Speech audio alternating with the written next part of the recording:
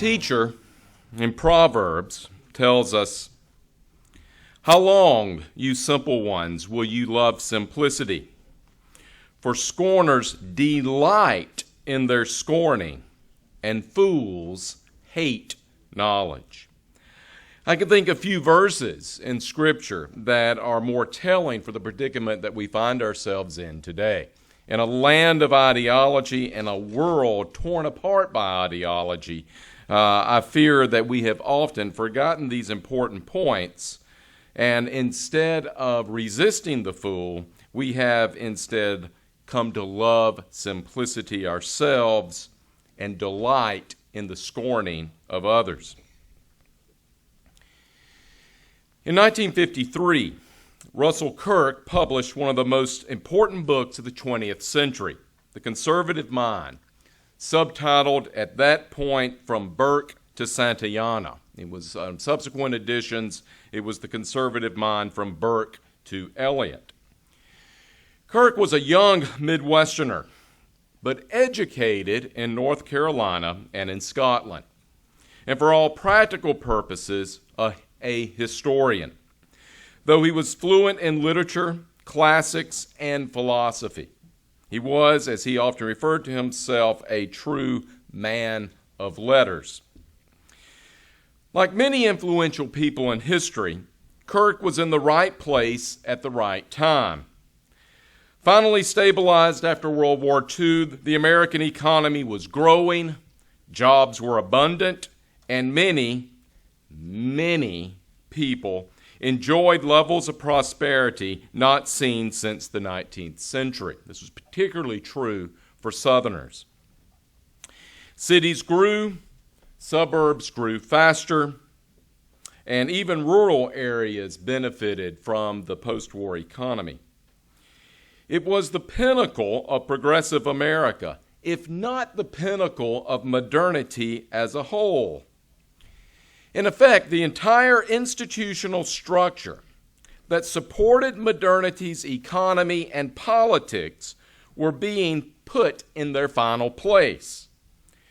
For the United States, this meant national transportation networks, massive energy systems, particularly nuclear and coal, national communication networks, television and radio, as well as newspaper chains, chain stores, department stores, national branding, vast entertainment systems and networks. The 12-year norm for public education came into being in the 1950s. And I think a lot of us forget this. The public education system that we know of today is a creation of time in most of our living memory. Well, some of our living memory. Impressive national religious denominations flourished, and vast networks of community organizations ranging from rose societies and gardening clubs to local civic associations popped up with names like Kiwanis, Lions, Rotary, and my favorite, Optimist. Perhaps few things symbolize this era better than the Optimist Club. My father was a part of the Optimist Club. He routinely went to the meetings, and my father was, of anything that described him, it was the word optimist. I keep wondering if the club was built for him or if he was built for the club. But he regularly attended the meetings, and it was through that club that all of the community sporting events were carried forward. Community barbecues, community baseball teams, and so on and so forth. Well, internationally, the same phenomena was playing out in the 1950s. Even with global institutions like the International Monetary Fund, the General Agreement on Tariffs and Trade, or GATT, the United Nations, the World Bank, the European Common Market, decolonization in places ranging from India to Africa, and international conglomerates took center stage. It was an era when women wore miniskirts in downtown Tehran while walking to to their college classes. We often forget that. It was an era when the National Council of Churches convened meetings to discuss the continuing relevance of Jesus Christ. It was anything but a conservative world, at least in terms of how most people understood the word conservative. And yet the publication of Kirk's book sparked public excitement. Reviews poured in, and even Time magazine placed the book on its front cover. This during an era when most thinking people read Time magazine. It was also a book that many believe sparked a resurgence of intellectual conservatism and a movement to recover what Kirk, following his friend T.S. Eliot, later called the permanent things. The significance of Kirk's explanation of conservatism should not be underestimated, ladies and gentlemen, nor should the significance of his critics who claimed to be on the American right. Kirk argued that American conservatism was transatlantic and directly connected, as the subtitle stated, directly connected to the thought of British conservative leader Edmund Burke, a member of the Rockingham Whigs who in the late 18th century praised the American colonies for being conservative while condemning French liberals who aided those colonists for being too radical. No doubt Kirk's position was shaped by his study of the great Virginia statesman John Randolph of Roanoke, who everyone in this room should be familiar with at some point, better sooner than later. It was Randolph who late in his life, praised Edmund Burke. And by the way, Kirk wrote his master's thesis on John Randolph at Duke. Randolph praised Burke, who he identified, along with his praise of Burke, identifying the source of American greatness in our connection with British culture. Randolph used this argument time and again in his opposition to the War of 1812, and then used the same argument against Hamiltonian centralizers who wished to sever the American economy from Great Britain during the tariff debates of the 18-teens and the 1820s. Randolph argued countless times that this was stupid. And it was stupid. Can I use that word, stupid?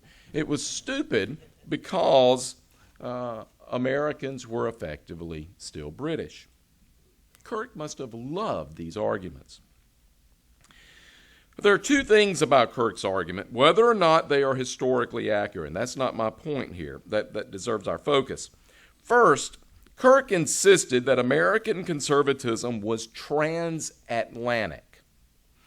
And second, he argued that the first clear conservative in American life was John Adams of Massachusetts. However, Kirk, like many intellectuals who followed him, spent his intellectual career grounding the American experience in distinctly non-American places.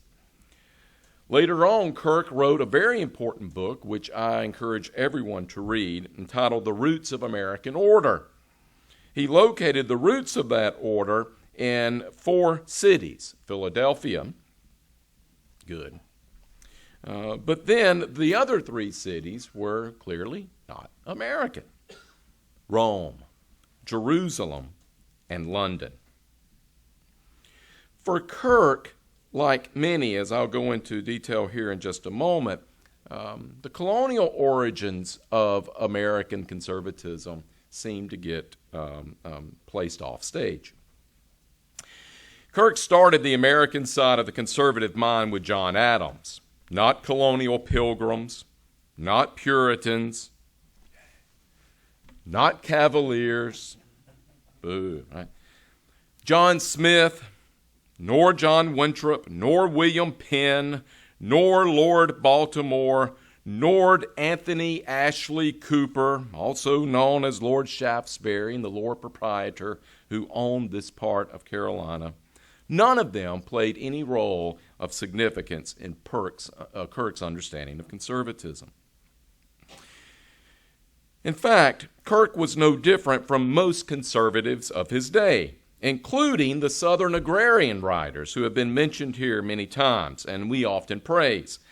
All of them failed to articulate a colonial foundation for American life and its regional identities. This understanding of American colonial life really did not come about in a great way for conservatives until Wilmore Kendall, Mel Bradford, M.E. Bradford, that you read yesterday, Clyde Wilson, and others commenced writing in the 1960s and the 1970s. And the best historical narrative of the colonial origins of American identity did not come out until the late 1980s with David Hackett Fisher's Albion Seed, 4 British Folkways in North America. Up until then, all the forces of conservative thought pushed our origins to Europe, specifically to this thing called Western civilization, which had as its focus Athens and Rome. Now, these were necessary and valiant efforts, and placed within the backdrop of the Cold War, they made plenty of sense. And they also make plenty of sense, as Professor Kibler has shown us for the past 2 days. If you read Southern writers, they are using classical terminology and classical stories and allusions. But we cannot understand the genuine distinctiveness of American life, nor the compelling reasons for adopting federalism as a solution to our problems without starting with the colonies. It is impossible to understand America without understanding the 17th and 18th centuries and how colonists both preserved the customs of the old world and adapted them to the new.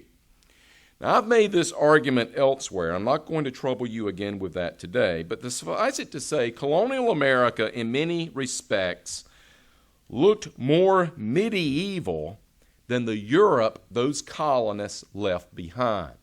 And I find that to be an absolutely critical juncture for our understanding of both the South and American federalism in general. I think Mike has some tapes he can sell you on that. Now, Russell Kirk served us well in one very important respect. He traced the American conservative tradition through multiple forms and through multiple eras, as anyone who has read that book understands.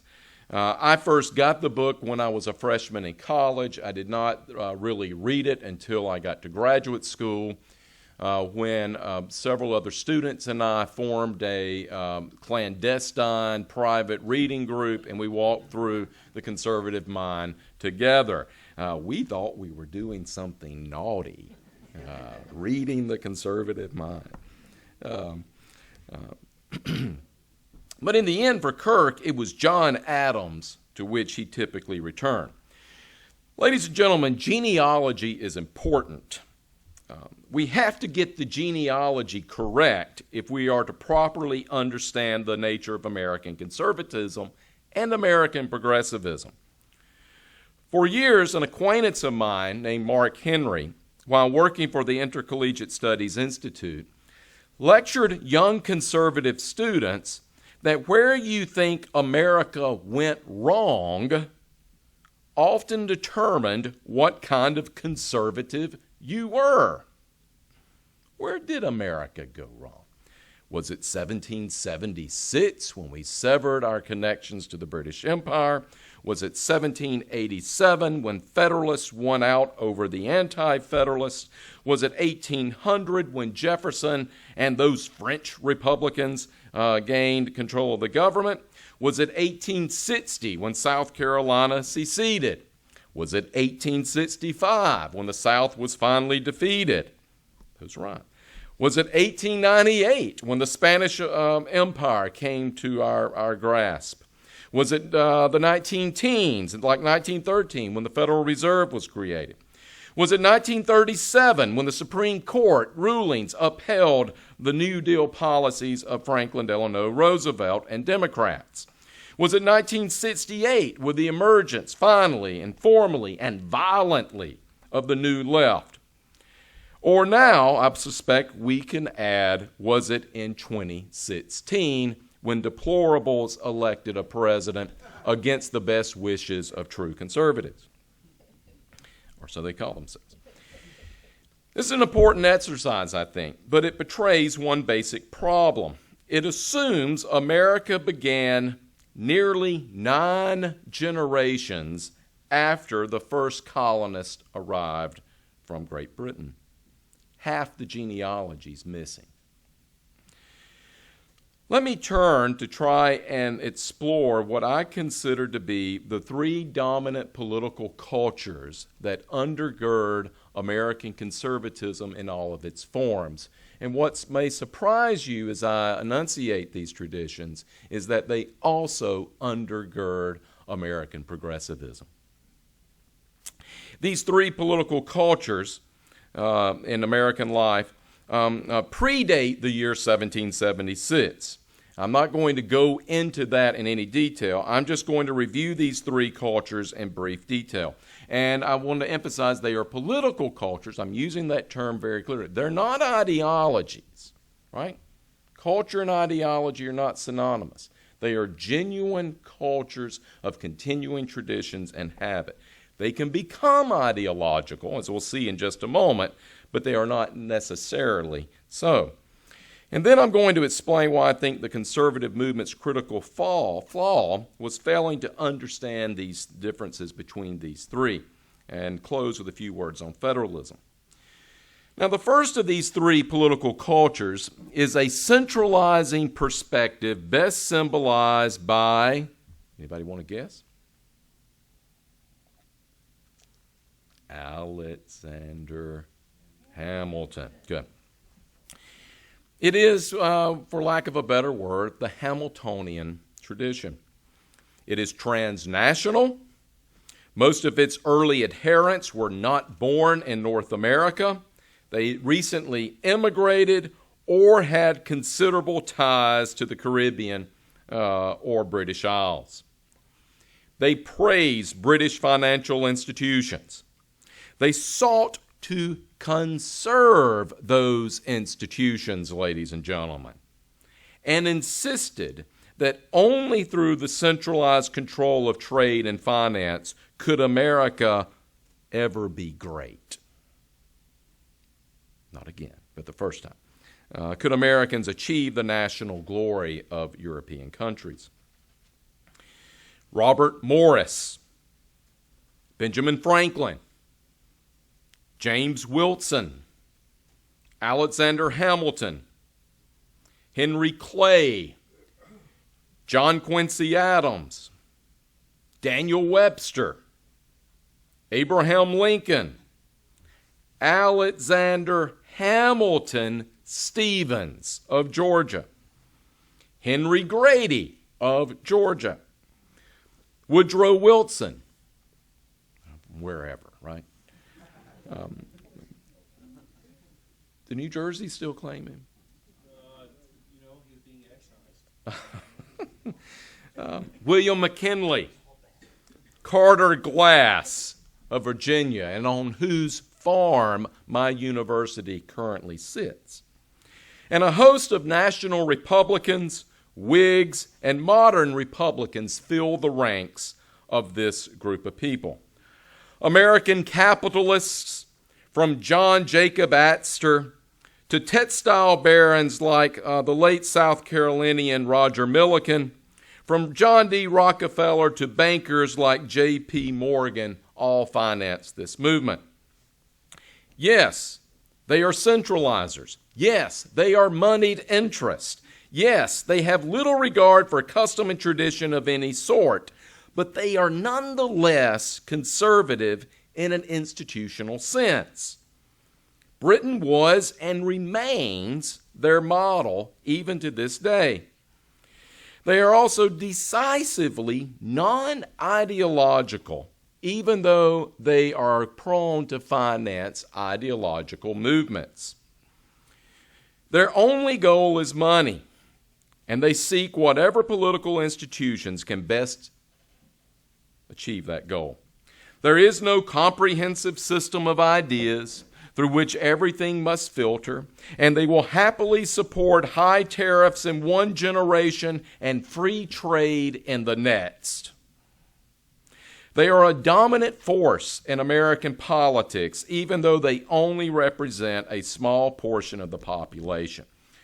They are the 1%. Now, a second political tradition are the decentralizers, the fundamental opposites of the Hamiltonians. We can easily call them what? The Jeffersonians. Y'all are learning. You're paying attention. Good. This tradition includes countless colonial leaders as well as many American patriots at the time of the War of Independence. Just to name a few: Samuel Adams, James Warren, his sister-in-law, Mercy Otis Warren, Patrick Henry. It includes early Republican leaders such as John Francis Mercer, William Branch Giles, John Tyler, both his father the governor and the son the president. The Barber brothers, James and Philip. Charles Tate of Georgia, Nathaniel Macon of North Carolina, John Taylor of Caroline, Port Royal, Virginia, John Calhoun, James Madison, Thomas Jefferson. We see the origins of this culture with John Smith's role in saving Jamestown. It plays out in American literature through the works of William Gilmore Simms, James Fenimore Cooper, William Faulkner, a host of Southern writers, but even people like Mark Twain. It includes presidents, any host of Southern presidents, but it also includes Grover Cleveland and to a certain degree Calvin Coolidge and Ronald Reagan. I think the jury's still out on the current president, but maybe so. It set the standard for American life in the 19th century, the fruits of which we continue to benefit well into the 20th. We can even argue that the American way of war is a decisively Jeffersonian pattern, learned from Indians and deployed countless times in the settlement of the American frontier. It is a decentralizing approach to human life. If anything, it is not simplistic. It is conservative, as this is the political culture most likely to defend tradition for its own sake and recognize that daily habits and common life deserve our veneration. It is a movement most likely to uphold the fifth commandment, to honor our fathers and our mothers, as well as the heritage into which God places each child. But ladies and gentlemen, for most of the 20th century, this political culture had virtually no political power. They were effectively disenfranchised from roughly 1900 forward. Cleveland was the last of those, officially the last of those presidents. As I mentioned, Coolidge and Reagan sort of fit into this tradition sometimes, but I don't think they can be clearly placed in it all of the time. So they're disenfranchised. They have no political power. And the benefit of that was they turned their attention. The way this political culture evolved in the 20th century was largely apolitical. And so we see vestiges of this tradition throughout 20th century literature, throughout 20th century music. We see it from the jazz musicians of New York City to the origins of rock and roll in Los Angeles and Memphis. We see it in food. We see it in religious services. We see it throughout the 20th century in what we call popular culture. American popular culture in the 20th century is largely federal. Now, we may not think of it that way at the time we are watching the Waltons or the Andy Griffith Show or the Love Boat. Listening to the Beach Boys. Or listening to the Beach Boys. But in hindsight, have you ever gone back and watched old episodes of the Love Boat? And you see different people from different parts of the country coming on board. I won't sing the song, but and it's just remarkable. Then there's the third political culture. And this is the one that is often missed. And it's squishy. It's hard to define. But I think it's very important for us to understand this. That is the culture that I refer to as the virtue tradition. It is best exemplified by the person Russell Kirk identified as the premier American conservative, John Adams of Massachusetts, who once argued in one of his most important writings that the foundation for all good government must first start with virtue. It includes a wide range of people, too numerous to mention, ladies and gentlemen, but I will just add a few of key figures. George Washington, Eliza Boudinot, key politician of the early republic. It predates 1776, just like the other two. I think we could add to this tradition Jonathan Edwards, who was arguably the most influential American in the colonial period. He was read as far away as China before the Constitution was written. It also includes Charles Wesley, who we normally think of as English, but let us not forget that some of his most important religious experiences took place in North America. It includes any number of literary figures, artists, musicians, and countless authors of self-help books in the 20th century.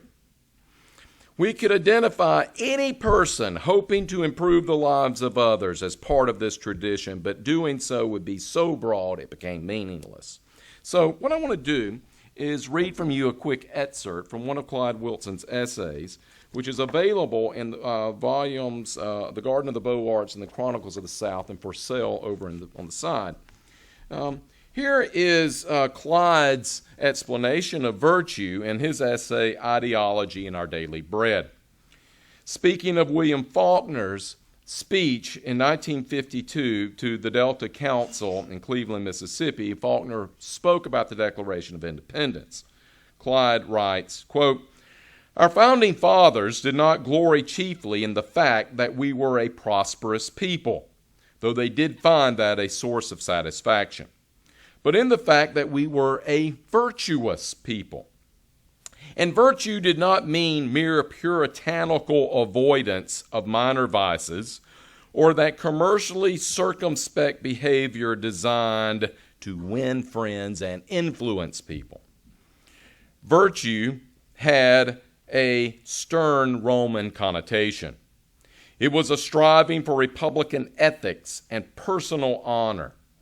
Men were not virtuous because they enjoyed the boon of self-government. Rather, they enjoyed the boon of self-government because they were virtuous enough to keep and earn it." This is an important definition. It's one that we should all care about, and it's one that we should listen to carefully. There are other definitions of virtue. Historians and political theorists have argued that the virtue that is being championed in early America was one of self-sacrifice, that in order to uphold the common good, one must give up that which is most important to him or to her and champion what is good for everyone else. You can understand why the 1% didn't really like this, but they needed their votes. Now, there are many benefits from the virtue tradition. It gives us many helpful habits of clean living. It identifies those customs that contribute to middle-class values, daily religious habits, rituals, and many aspects of this tradition hint at those things which positively animate our lives. In other words, it can uphold tradition. It is non-ideological for the most part. It's not inherently ideological. Neither are the Jeffersonian tradition. Neither is the Hamiltonian tradition.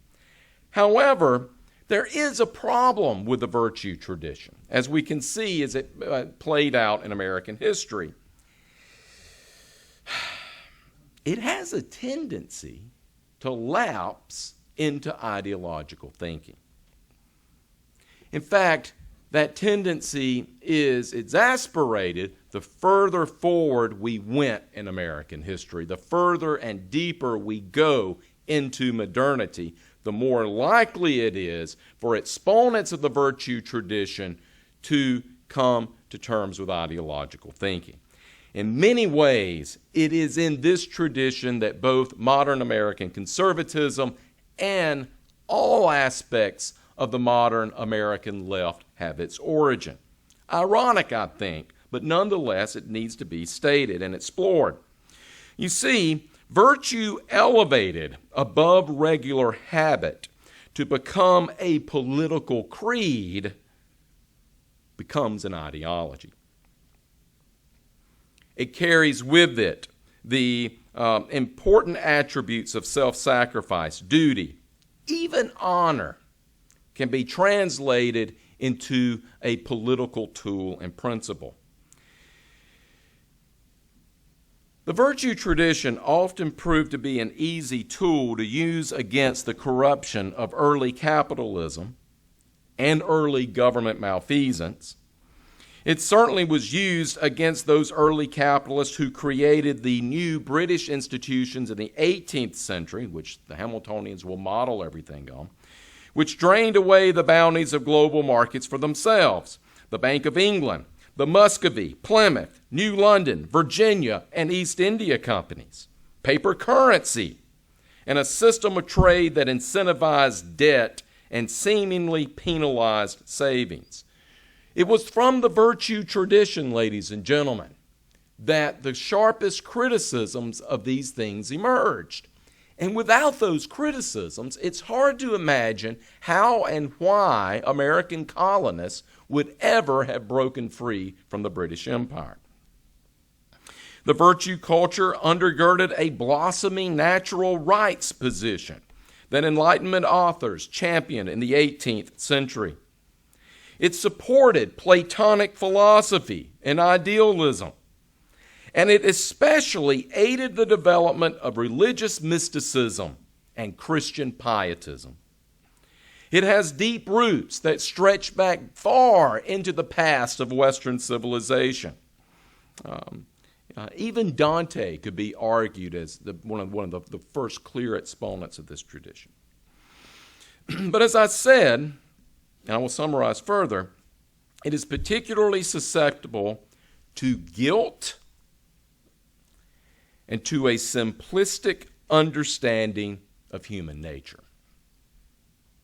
I have no explanation for this, but it does seem to me that over time, that carrying a heavy personal burden of guilt often reflects an egotistical, individual, and simplistic view of human life. A guilt-laden person has no room for federalism. Politically, personally, no room. This virtue tradition easily merged with new religious movements in the 19th century, some of which predate the Reformation of 500 years ago. But the virtue tradition also benefited from the period of religious turmoil that was antebellum America. Religious pietism, personal authority, and political virtue came together in remarkable ways over the past 500 years. Even the Scottish philosopher David Hume admitted in his depiction of Puritanism in his History of England, as Don and others have often pointed out, even Hume found a few things to praise about the Puritans because they were able to so tenaciously cling to political principles of liberty. Now let's fast forward Let's fast forward to the 20th century, where we have both the American intellectual conservative movement and the New Left emerging in the 1960s, both of which owe far more to the Adams political culture than either side was ever willing to admit of the other.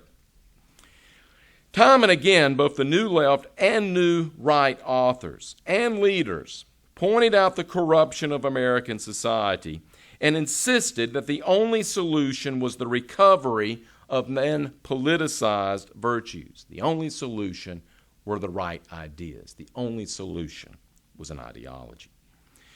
For the conservative movement, the commitment to virtue and tracing its origins to that political culture brought about a few troubling consequences. And I want to go through just a couple of these and explain what happened.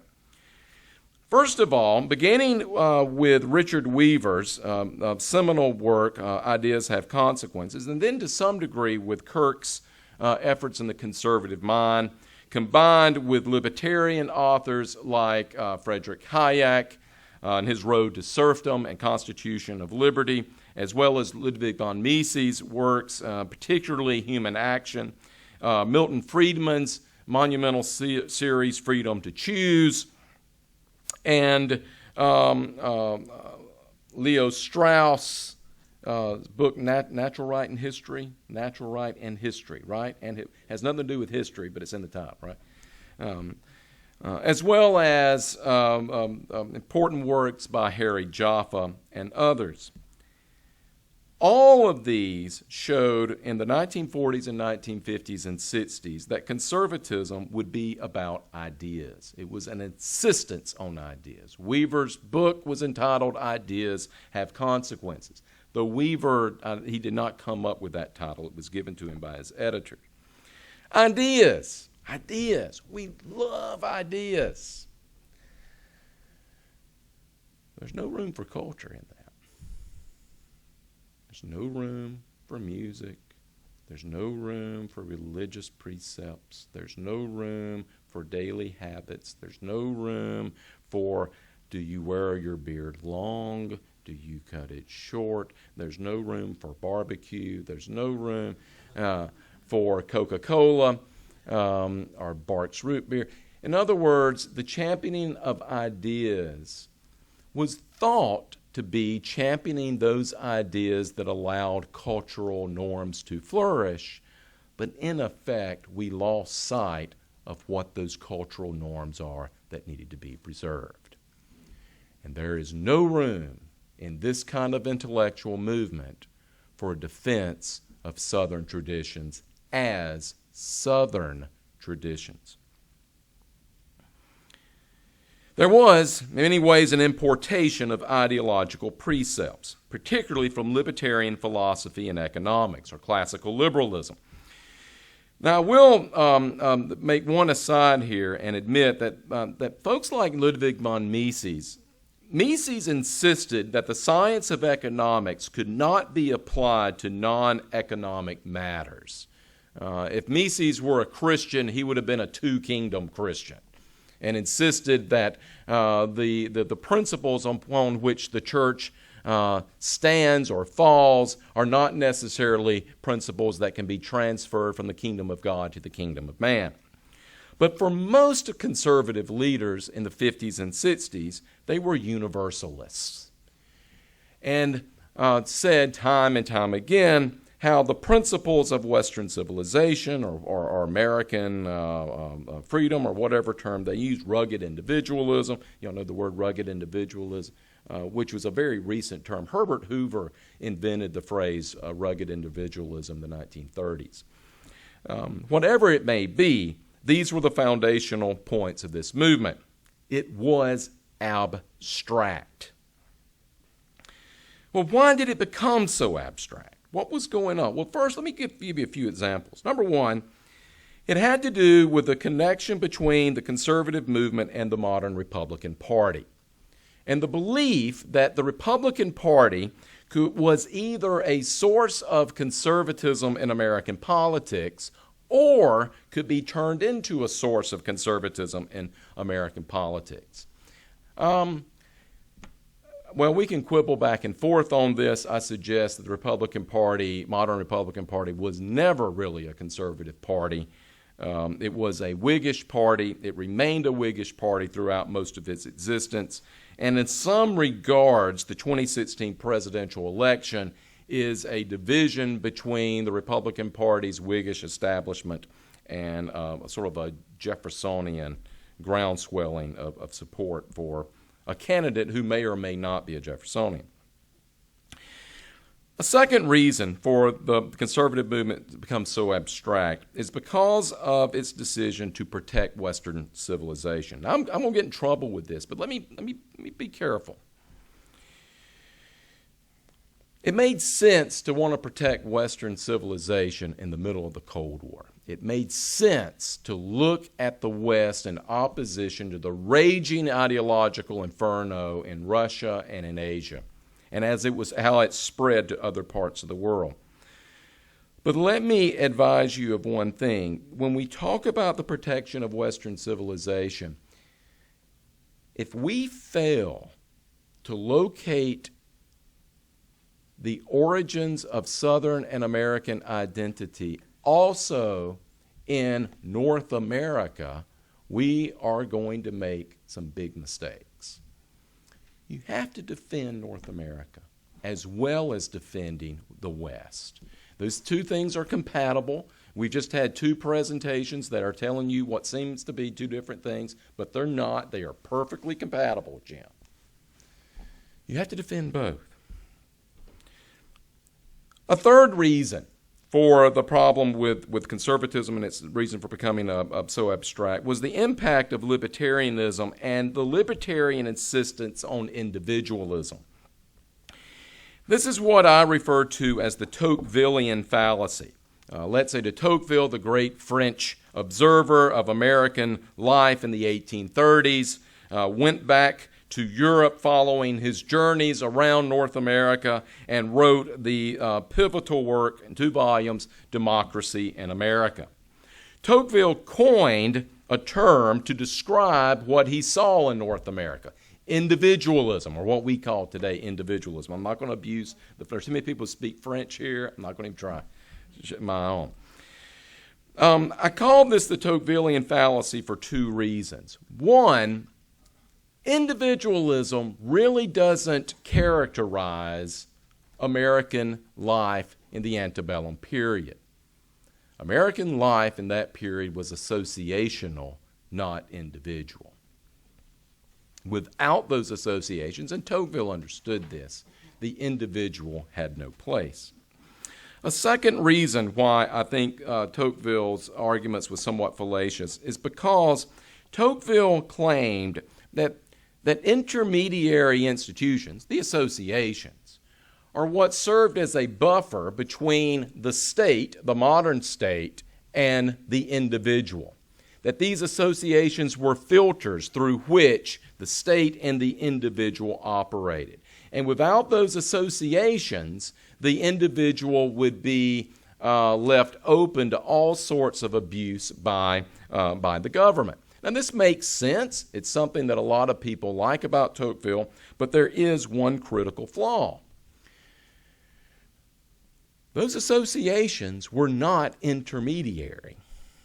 Those associations were supreme. Government was just another form of association for antebellum and colonial Americans. It was just another kind of connection you had. Government was never seen to be supreme over any kind of association that existed. And I like Tocqueville. I urge you to read Tocqueville, but you've got to make sure you get that right. I don't think he did. Associations are what is key. The Declaration of Independence, for example, is largely a common law document that defends the freedoms of associations of North Americans and only tipped its hat to natural rights and other sentiments of the day. Another reason for the abstract nature of American conservatism has to do with shifting religious tactics. And this is somewhat a little bit controversial on this, but American evangelicals and Protestants were never really a part of the conservative movement up until the 1990s. Now, they had their own thing going. I mean, they're Protestants, right? They had their own thing going. They mastered the art of political radio and talk show hosts. They had mastered the skill of targeted direct marketing and newsletters. But they were largely not a part of the intellectual movement until the 1990s. Now, what this did, like it or not, is it worked to separate a large number of Americans from being connected with that intellectual movement. People who thought of themselves as conservatives could go to a Bible conference or a denominational meeting, or they could work to build new religious denominations like the Presbyterian Church in America, or further the groundswell of support for Southern Baptists, who in 1968 exceeded the size of the United Methodists, the Union Methodists, I guess I could call. And so for a lot of this period, a huge chunk of Americans were left out of that movement. Finally, among conservative intellectuals, there was a gross failure to understand the root problems of ideology. They were economic and political theorists. They were not historians, artists, poets, writers, or even ministers. Those folks who worked within the movement largely drew upon the writings of Leo Strauss, Harry Jaffa, Milton Friedman, Ludwig von Mises, Friedrich Hayek, Murray Rothbard, and a number of other political theorists. They quoted Lincoln by heart. They memorized the Federalist. They couldn't tell you anything about the Anti-Federalists, but they had at least memorized the Federalists. Altogether, their position was rooted in political theory, not political practice, which leads us to the final reason why I think the conservative movement remains so attracted to ideological thinking, and that is, it is easy to be abstract when you are losers. And to borrow from Samuel Francis, the movement had become beautiful, but beautiful losers nonetheless. So let me take 2 minutes, and summarize what I hope you'll get out of this conference as well as these presentations. First of all, ladies and gentlemen, culture wars have always been a part of American heritage. And this goes back to the colonial period. We have always had cultural division in North America. Always. It defines us in ways that other Europeans did not experience. Do not let anyone mislead you into thinking that culture wars only started in the 1970s when rednecks, deplorables, and fundamentalists stopped deferring to progressive principles. Don't let anyone tell you that culture wars started when conservative Roman Catholics decided to abandon progressive political parties over the issue of abortion. Nonsense. Tell those people you are wrong. Culture wars are at the heart of American identity. Second, culture is never synonymous with ideology. Never surrender this. Don't let anyone control the terms of the debate. If people define ideology as all culture, they are Marxist. You need to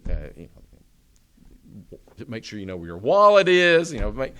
Where are your kids? I mean, this is get that survival bag ready. Do not allow someone to tell you this. Ideological thinking is easy, ladies and gentlemen, but it's not inevitable. It must be learned. It has to be practiced. You got to get the system right. It's sort of mathematical in that regard. Take advantage when people get those systems wrong. Win them back. Fourth, make yourself always aware of folk ways and habits. Look for these things. Look for real examples of positive cultural folk ways that differentiate us from others. It doesn't matter whether you're Southern or Midwestern, New England, Welsh, Scottish, whatever the case may be. Thrive on these cultural differences. But don't assume that, as many social justice warriors do, that in order to be great, you have to practice all of those folk ways. You don't have to be a Californian. It's okay to be a Californian, but you don't have to be a Californian.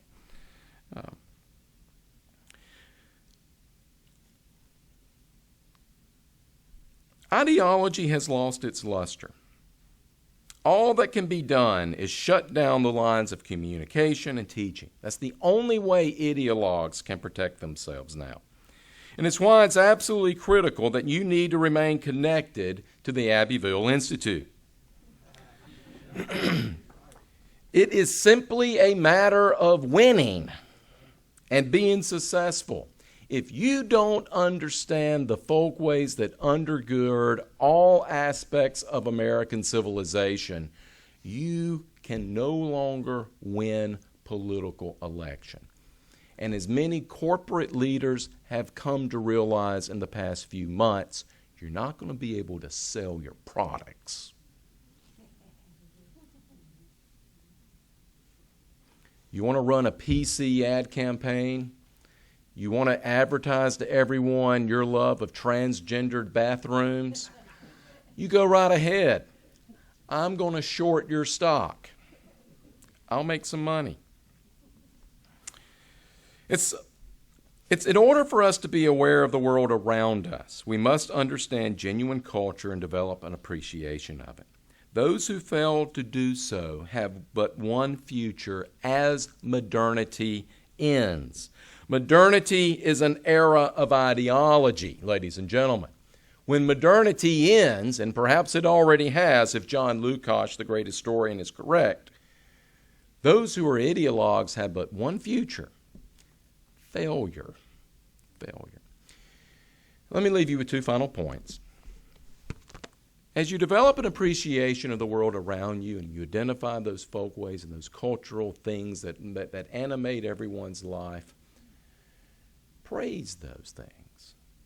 Don't spend your day searching for points of corruption. Don't spend your day looking for what is wrong and trying to figure out where things went bad. That is only a road to ideology. It's only a road to a lost world that will not give you any sense of satisfaction or your salvation. And finally, let me say what I did earlier yesterday. A conservatism that cannot defend barbecue is not a conservatism worth defending. Thank you.